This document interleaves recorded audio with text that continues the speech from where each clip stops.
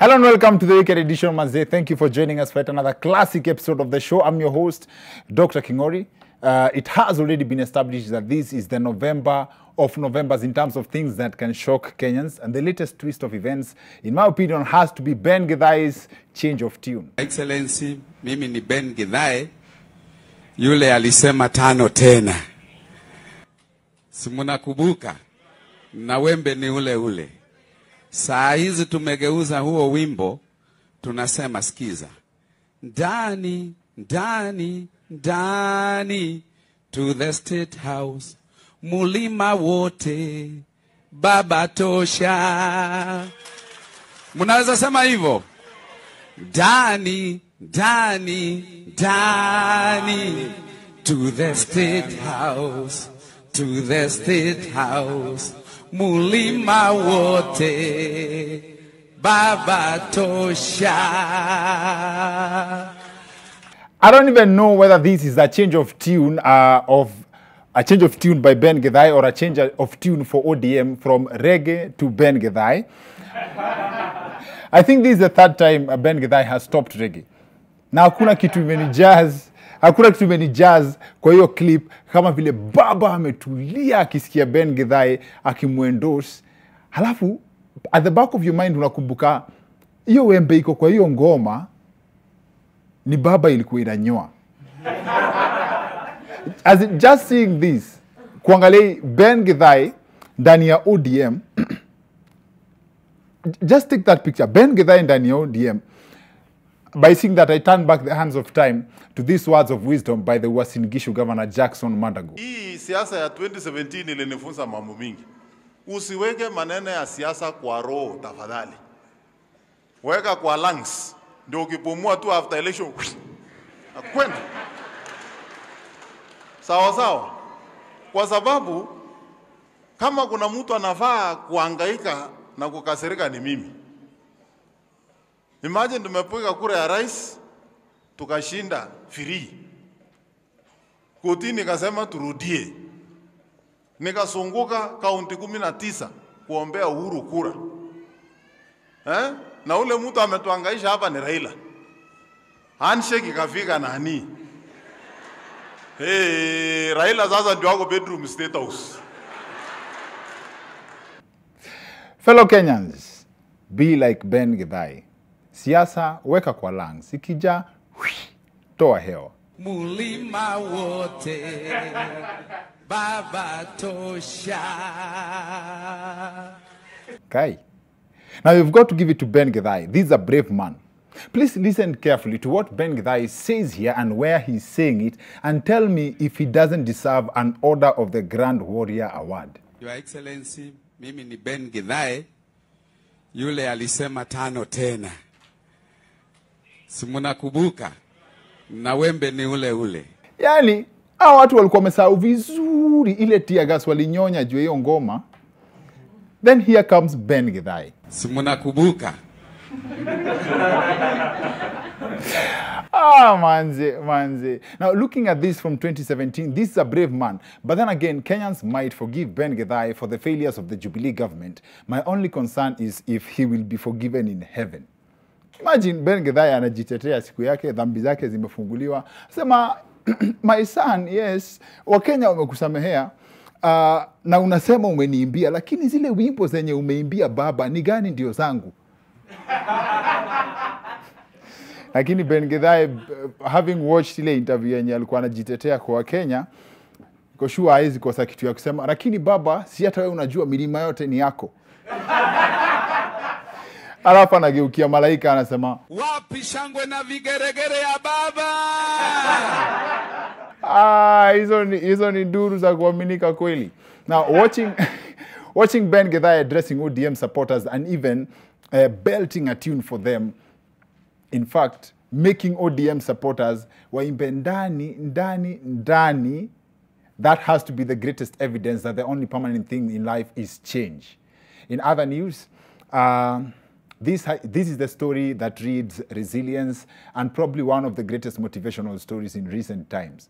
Is the story of Gideon Sang, a gentleman who finally landed a slot in the KDF recruitment exercise after trying in vain for 14 years. Nimekuwa technicians pande wa electrical. Kwa leo nimekuja hapa Kapsabet, nimekuja kujaribu kuandikwa kwa recruitment ya KTF.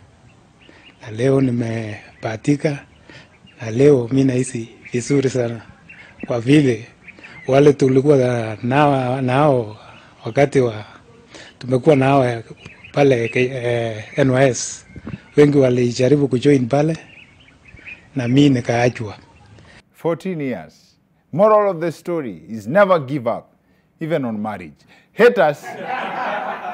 Haters wanauliza kama amejaribu 14 years na inaitwaje, hajapita miaka ya recruitment 14 years plus when he tried, if you add, ama anaingia tu ndio retire. But anyway, that's it. Let's turn to our reporter Kenyan Njui for other stories making the news. Comedian Eric Omondi made headlines this week after arranging a protest to push for 75% local content on Kenyan media, and true to the cause, he showed up dressed in a 75% trouser, ama ukipenda dagari in Raymond's language, or eponade for people from the lakeside. It was an event full of drama, but guesswork has not yet established whether the police were serious about arresting Eric or they were just pulling his leg.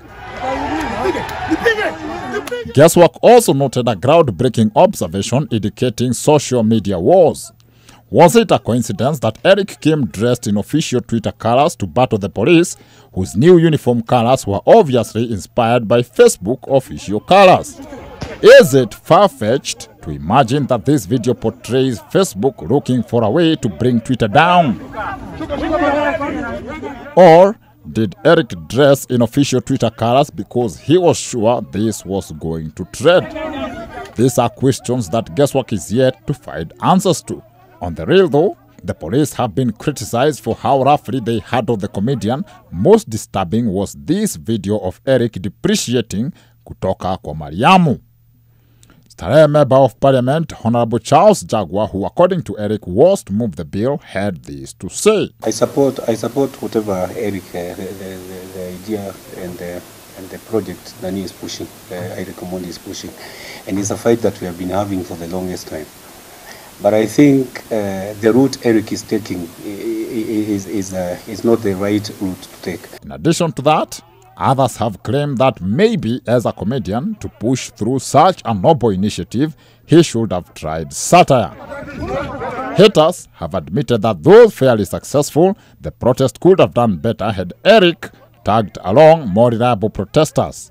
Duru za Guesswork zimetuarifu kwamba the fraction of his Instagram followers who were on location were tricked that the white precipitate smoking from a distance was real shisha, and the crowd was like, say no more. Also, there's this one gentleman that Eric mentioned adversely before the protest.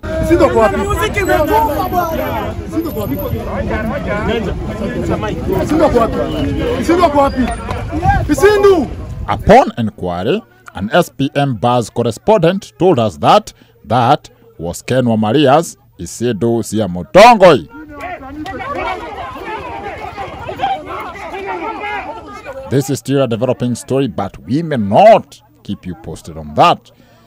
Representing the Guesswork fraternity on the Wicked Edition, guess who? Kenya!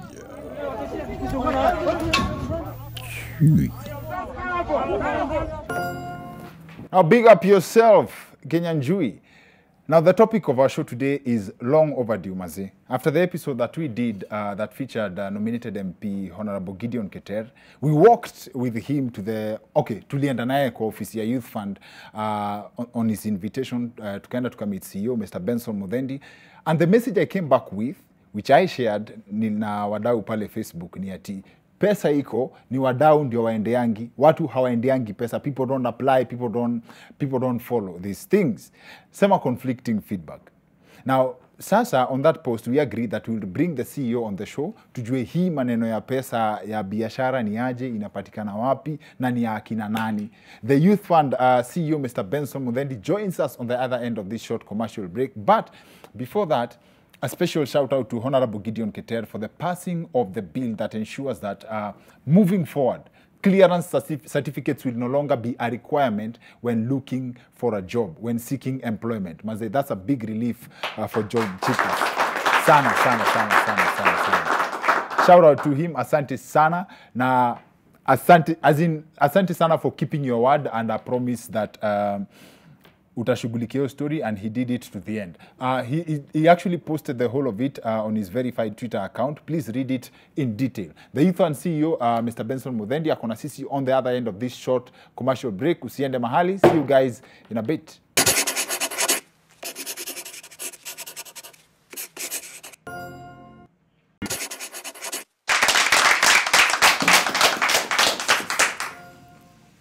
Welcome back to the Weekend Edition. I'm Dr. Kingori.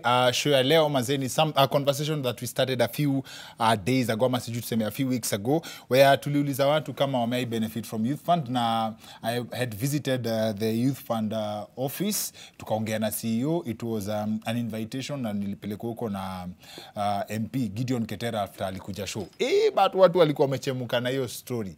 Good thing the CEO made time for us, Mr. Benson Muthendi, akakuja kutembelea kwa show yao. Youth Fund CEO is in the house.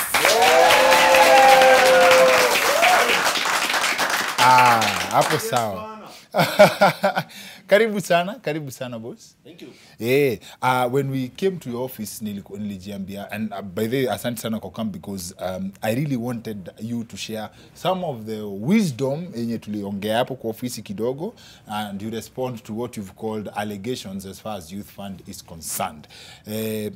Correct me if I'm wrong, watu wanafaa Youth Fund should be an alternative to the banks as far as youth and access to credit facilities is concerned. Yes, you are right. But watu wanasema the terms and conditions za mtu ndio ashike hiyo pesa, hata afadhali uende kwa bank. I will put it this way. First of all, let me thank you for inviting me here. Karibu sana. And then I also want to say, coming here, I'm not doing you a favor. I'm doing my duty. Because one of my responsibilities is to disseminate information to Kenyan youth. But so you have a right to hide. So thank you for giving me the opportunity. Okay. Sasa, you have asked a very good question. Yes. Kwamba Youth Fund ni alternative, banks. Okay. That kuna conditions pale. Now, what we have done, we have structured our loan products. Yes. Hivi kwamba, depending on which loan you want, yes, masharti ni tofauti. Yes. Kwa mfano, we understand that many youth have no experience in business, are just starting out. Some even have never gone into a class where business is discussed. And so what we've done is that our loan products, for instance, we have several loan products. Kuna loan product ambayo we give to groups. Now you're a group, you don't need to be many. You just need to be 5 people. Get formally registered. We start with 100,000. You begin a group project. Others begin table banking. That is, you put the money in a pool. I can borrow 20,000 to go and do something, and I return. Bora mnatulipa. Then, once you pay that 100,000, which we give you a grace period of 3 months, again we give you a whole year to pay, then that is 15 months. Then once you've finished paying, we double it. We can give you 200,000. Mukimaliza hiyo, we give you 400,000, and we give you up to 1 million shillings. That loan does not require any security. Nyinyi kama group ndio muna guarantee each other. Now, kuna loan nyingine ambayo inapewa mtu tayari yako kwa biashara. Huyu mtu ako na biashara kubwa. Somebody is asking for 3 million, 4 million, 5 million, na ako individual. Now, this loan from our experience is if you give somebody money without them having some responsibility, watu watatoroka. Tumeona watu wamekuja wamechukua pesa, mtu wako na green card kwa mfuko, amepotelea. So what do you do? Somebody has taken a loan, moved to another country, moved to another county, changed phones. So what do you do? And we must ensure that hii pesa is not taken advantage of na wakora. Kwa sababu kuna watu watakuja tu waone, hawaitishi chochote, wacha mimi nichukue na sitalipa na niishie. So then, wale watu wanakuja kuchukua pesa kubwa, na huko individual. Kwa hao watu, we require you to give us some form of security. That will mean if you want us to lend you 2 million, for us to be sure you will come back to pay the money, give us something. But sisi tunajua vijana hawana hizi vitu, hawana logbook, hawana title deed. So we tell you to look for a guarantor. Mtu ambaye anakujua, maybe was your teacher in high school, mzazi, jirani, a relative, somebody who can trust you. And let me tell you, Daktari, if your father cannot trust you, if your neighbor cannot trust you, those are the people who know you. So I'll also find it difficult to trust you. So Youth Fund is also about building relationship with your parents. Yes, build relationship with your parents and your community. You see, in lending, kutoa mikopo, kuna kitu tunaita the 5 C's. Yes. I don't know how to explain all of them, but the first one I want to explain is character. How is your character? And your character is only known by those people who know you. So if somebody knows you're of good character, they'll be willing to give you a logbook, yes, give you a title deed. Waseme huyu kijana ya fulani mimi namjua, nimesimamia yeye achukue mkopo. Tunaelewana? Lakini kama mtu anakushuku, atasema sio mimi. Nimeona hata wazazi wamekuja wamesema, kijana yangu anasema nimsimamie loan. Huyu mimi namjua siwezi simamia yeye. Okay. But then of course we have a lot of young people who have good reputation, who are doing very well in business, who show they're in charge, they have good behavior, and they get guarantors even who are not even relatives because they're known in the community. Sawa. Yes. So if you have someone who is trusted, akona character mzuri, na akona all the requirements, it's a guarantee that akikuja Youth Fund, he will get the money they are looking for. They will get the money they are looking for. They will get the money they're looking for, but we don't just look at that guarantee. We also look at what is this that you want to do with the money. Okay. Because this is Youth Enterprise Development Fund, meaning ni ya kustawisha biashara za vijana. Kumaanisha kwamba ili tukupatie pesa ni lazima tuone ni kitu gani unataka kufanya, na pia tuangalie kama hiyo biashara yako inahitaji hicho kibunda chote. The youth, you are aware that they've been victims of predatory lending, predatory, whichever, lending from mobile apps, right? Why hasn't Youth Fund, in the interest of the youth, come up with a product that can be accessed on phone at competitive rates, na vile watu wanalipanga hizo zenye kuna zingine ziko na interest rate ya 1 million%, hiyo yenye wanalipanga, right? Why hasn't Youth Fund come up with a product that kwa hizo vitu ndogo ndogo zenye wanaweza fanya, they can access funds on such platforms? Very good question. Now we are working on something we are calling ERP, Enterprise Resource Planning. It's an entire IT system. Yes. And that, when we have that entire IT system, we are like 90% complete now. Once it is complete, young people will be able to apply for loans from their phones. That means instead of you coming to our office, you're able to apply from where you are. Only our officer may need to visit you to verify some information. Okay. Then the other thing is that it will have something called a mobile app. That mobile app is what will enable you to apply for loans online. And once we have that mobile app, we should be able to give those mobile loans. Hizo za simu. Yes, hizo za simu. Inaweza ama iwezi? Inaweza ama iwezi? But then we have to put also mechanisms in place to ensure again that young people are not borrowing for the sake of borrowing. In fact, yes, one of the reasons why you're calling them predators, those guys don't force you to take the loan. Yes. It is you who chooses to take the loan. And this is why we take it as a very important step, training young people even before we give them loans. Because you need to understand why you're borrowing. Why are you borrowing in the first place? What do you want to do with that money? How much money are you likely to generate now that you have borrowed? What is your repayment plan? All these things are important. At times we want to borrow for short-term things.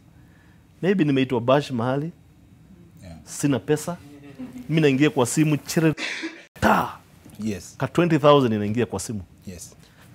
One night I have nothing else to show for the money that I borrowed. Okay. Pesa imeenda kwa rehe, kwa raha, kwa starehe. I buy an expensive phone. Then from next week, I'm required to pay. Where do I pay from? And I borrowed money and consumed. Okay. You all should only borrow to produce. Should only borrow to produce. Don't borrow to consume. Usikope, unless you're in very dire circumstances where you borrow money to buy food. But don't borrow money to go and finance pleasure. Hiyo before tu tukuachilie uende, if youth fund is such a good idea, right? Hizi vitu zote unasema hapa ni vitu za kucelebratiwa. From what hiyo siku mta launch mobile money lending nenye si predatory na mtajua itasaidia watu. And when you can get as many people as possible with the training na the information you have, hata wewe ukiorganize 2 session ukae na wasee uongee na watu hata for 1 hour, I believe their mentality and mindset would change. Yes. How can we replicate that as much as possible? If there's lobbying that is needed, ya maybe serikali pump something small ya kutop up, not something small, something good. Hata ile yenye uibiwa daily kia kwa youth fund, hiyo 2 billion, inamaanisha tunaweza ona results as far as the youth empowerment is concerned. Kweli uongo? First of all, mimi siko aware kuna pesa zaibiwa.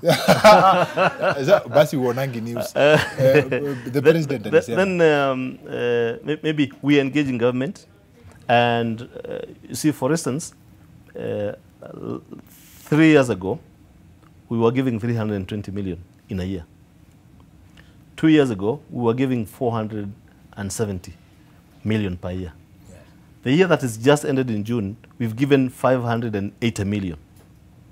Okay. So this year that we are in right now, we are targeting to give 730 million. And we are hoping that, you see, even as we go gaining ground, we are also engaging government to allocate us more resources so that we are able to meet demand.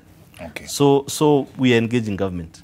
I also wanted to mention that about the mobile app, that once that mobile app is complete, we will have a lot of young people registering, giving us their data.